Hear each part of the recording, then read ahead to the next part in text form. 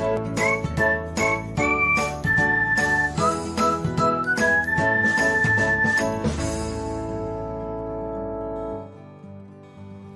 everyone, welcome back to another episode of Technologyglance.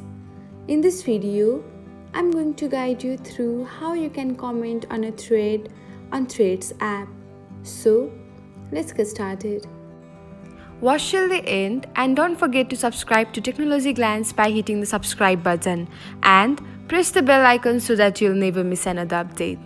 Without further ado, let's get started.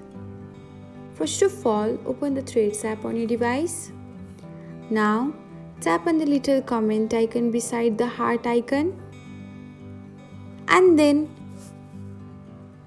enter your reply.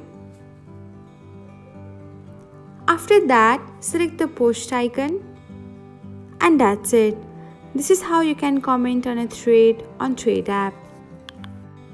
Thanks for watching. If you found this guide helpful, we will love it if you hit the thumbs up button below.